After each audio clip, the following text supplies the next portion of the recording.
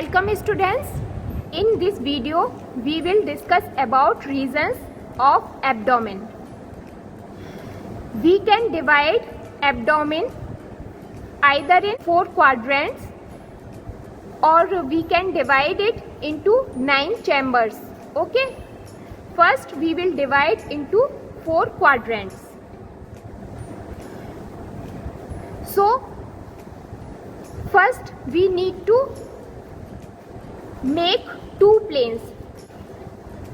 One is vertical plane and second horizontal plane.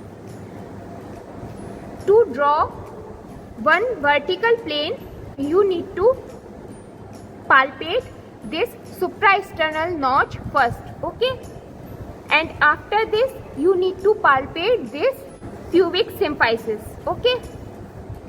After this, you need to make a line in between 2 points, okay? So this is our median vertical plane, okay? After this, we will make a horizontal plane. See, this is umbilicus, okay? From this umbilicus, we will draw a horizontal line like this. So this is our transumbilical plane, okay? This is our transumbilical plane. The level of this transumbilical plane in between L3 and L4 vertebrae, okay? So now we have 4 quadrants. This is our left upper quadrant, this is our right upper quadrant, this is our left lower quadrant, and this is our right lower quadrant. Now come to chambers. For 9 chambers, first we need to divide this abdomen with help of 2 vertical planes and 2 horizontal planes. First we will make 2 vertical planes, okay? So what are the vertical planes? First is right vertical plane and second is left vertical plane, okay? For right vertical plane, here you can see this is clavicle, this is medial end of clavicle, this is lateral end of clavicle, and after this you need to divide this clavicle into 2 equal parts. Suppose this is midpoint of clavicle, okay? So mark this point. After this, come to this anterior superior iliac spine and pubic symphysis, okay? Make a line in between these 2 points, and after make a line in between these points, divide this line in 2 equal parts like this, okay? And mark this point as our second point. And after this, we will make a line in between first and second point like this. So this line will represent right vertical plane. After this, we will make a left vertical plane, same like this. Suppose this is mid clavicular point and this is mid inguinal point.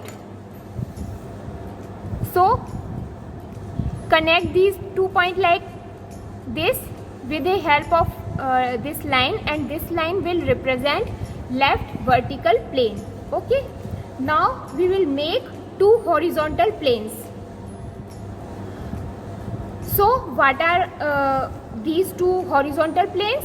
First is transpyloric plane and second is transtubercular plane.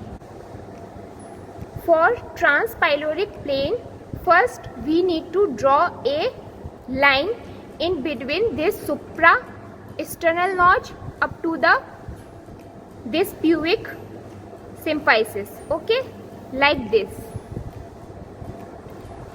So we draw a line. After this we will divide this line into two equal parts. Okay, suppose this is the midpoint of this line.